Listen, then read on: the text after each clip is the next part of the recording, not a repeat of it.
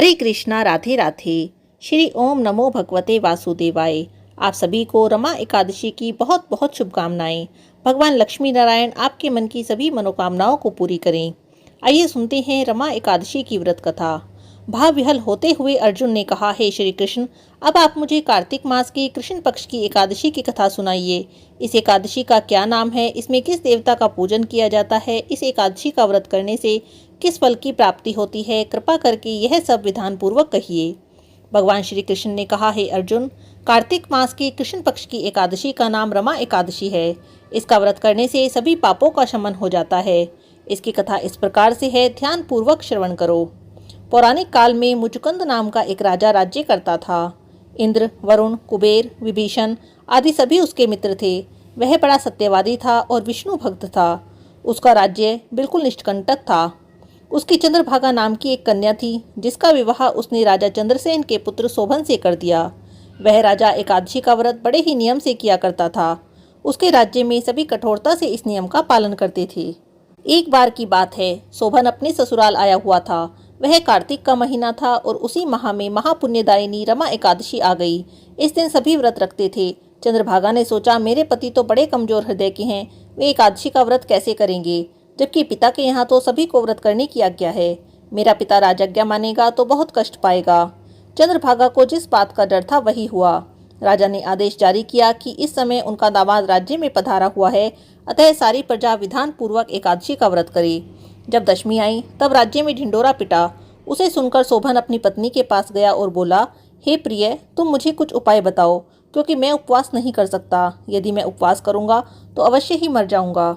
पति की बातें सुन चंद्रभागा ने कहा, हे स्वामी, मेरे पिता के राज्य में एकादशी के दिन कोई भोजन नहीं कर सकता। यहाँ तक कि हाथी, घोड़ा, ऊंट, पशु आदि भी तृण, जल और अन्न आदि ग्रहण नहीं करते। फिर भला मनुष्य कैसे भोजन कर सकते हैं। यदि आप उपवास नहीं कर सकते तो किसी दूसरे स्थान पर चले जाइए, क्योंकि यदि आप यहाँ रहेंगे तो आपको व्रत तो अवश्य ही करना पड़ेगा। पत्नी की बात सुन शोभन ने कहा, हे प्रिय, तुम्हारी राय उचित है, परंतु मैं व्रत करने के डर से किसी दूसरे स्थान पर नहीं जाऊंगा। अब मैं व्रत अवश्य ही करूंगा, परिणाम चाहे कुछ भी हो। भाग्य में लिखे को भला कौन टाल सकता है।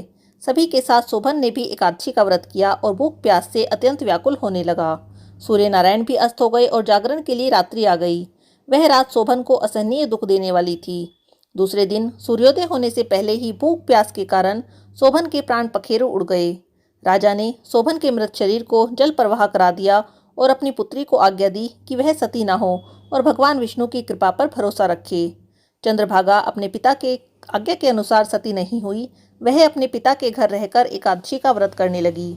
उधर रमा एकादशी के व्रत के प्रभाव से शोभन को जल से निकाल लिया गया और भगवान विष्णु की कृपा से उसे मंद्राचल पर्वत पर धन धान्य से परिपूर्ण और शत्रु रहित देवपुर नाम का एक उत्तम नगर प्राप्त हुआ। उसे वहां का राजा बना दिया गया। उसके महल में रत्न और स्वर्ण के खंभे लगे हुए थे। राजा शोभन स्वर्ण और मणियों के सिंहासन पर सुंदर वस्त्र और आभूषण धारण किए बैठा था। गंधर्व और अप्सराएं नृत्य कर उसकी स्तुति कर रहे थे। उस समय राजा शोभन मानो दूसरा इंद्र प्रतीत हो रहा था। उन्हीं दिनों राजा मुचकुंद नगर में रहने वाला सोम शर्मा नाम का एक ब्राह्मण तीर्थ यात्रा के लिए निकला। घूमते घूमते वह शोभन के राज्य में जा पहुंचा और उसको देखा। वह ब्राह्मण उसको राजा का जमाई जानकर उसके निकट गया। राजा शोभन ब्राह्मण को आया हुआ देखकर आसन से उठ खड़े हुए और अपने ससुर और स्त्री चंद्रभागा के कुशलक्षेम पूछने लगे। शोभन की बातें सुनकर सोम शर्मा ने कहा, हे राजन, हमारे राजा कुशल से हैं और आपकी पत्नी चंद्रभागा भी कुशल से है। अब आप अपना वृतांत बताइए। आपने तो रमा एकादशी के दिन अन्न जल ना ग्रहण करने के कारण प्राण त्याग दिए थे। मुझे बड़ा विस्मय हो रहा है कि ऐसा विचित्र और सुंदर नगर, जिसको ना मैंने कभी सुना ना कभी देखा, आपको किस प्रकार प्राप्त हुआ। इस पर शोभन ने कहा, हे देव, यह सब कार्तिक माह के कृष्ण पक्ष की रमा एकादशी के व्रत का फल है। इसी की कृपा से मुझे उत्तम नगर प्राप्त हुआ है, किंतु यह अस्थिर है। शोभन की बातें सुनकर ब्राह्मण बोला, हे राजन, यह अस्थिर क्यों है और स्थिर किस प्रकार हो सकता है, वह सब आप मुझे समझाइए। यदि इसे स्थिर करने के लिए मैं कुछ कर सकता हूँ तो वह उपाय मैं अवश्य ही करूँगा। राजा शोभन ने कहा, हे ब्राह्मण देव, मैंने यह व्रत विवश होकर और श्रद्धा रहित किया था। उसी के प्रभाव से मुझे यह अस्थिर नगर प्राप्त हुआ। परंतु यदि तुम इस वृतांत को राजा मुचकुंद की पुत्री चंद्रभागा से कहोगे तो वह इसको स्थिर बना सकती है। राजा शोभन की बातें सुनकर ब्राह्मण अपने नगर लौट आया और उसने चंद्रभागा से सारा वृतांत कह सुनाया।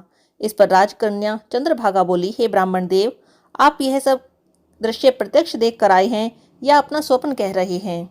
चंद्रभागा की बातें सुनकर ब्राह्मण ने कहा, हे राजकन्या, मैंने तेरे पति शोभन और उसके नगर को प्रत्यक्ष देखा है, किंतु वह नगर अस्थिर है।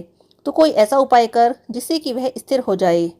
ब्राह्मण की बातें सुनकर चंद्रभागा बोली, हे ब्राह्मण देव, आप मुझे उस नगर में ले चलिए। मैं अपने पति को देखना चाहती हूँ। मैं अपने व्रत के प्रभाव से उस नगर को स्थिर कर दूंगी। चंद्रभागा के वचनों को सुनकर वह ब्राह्मण उसे मंदराचल पर्वत के पास वामदेव के आश्रम में ले गए। वामदेव ने उनकी कथा सुनकर चंद्रभागा का मंत्रों से अभिषेक किया। चंद्रभागा मंत्रों और व्रत के प्रभाव से दिव्य देह धारण कर पति के पास चली गई। शोभन ने अपनी पत्नी को आया हुआ देखकर उसे प्रसन्नतापूर्वक आसन पर अपने पास बिठा लिया। चंद्रभागा ने कहा, हे स्वामी, अब आप मेरे पुण्य को सुनिए। जब मैं अपने पिता के घर में 8 वर्ष की थी, तब से ही मैं सविधि एकादशी का व्रत कर रही हूँ। उन्हीं व्रतों के प्रभाव से आपका यह नगर स्थिर हो जाएगा और सभी कर्मों से परिपूर्ण होकर प्रलय के अंत तक स्थिर रहेगा। चंद्रभागा दिव्य स्वरूप धारण करके और दिव्य वस्त्र अलंकारों से सजकर अपने पति के साथ सुखपूर्वक रहने लगी। हे अर्जुन, यह मैंने रमा एकादशी का महात्म्य कहा है। जो मनुष्य रमा एकादशी के व्रत को करते हैं, उनके सभी पाप नष्ट हो जाते हैं। जो मनुष्य रमा एकादशी की व्रत कथा, रमा एकादशी के महात्म्य को सुनते हैं, वह अंत समय में विष्णु लोक को जाते हैं। बोलिए एकादशी माता की जय, विष्णु भगवान की जय। हरे कृष्णा, राधे राधे।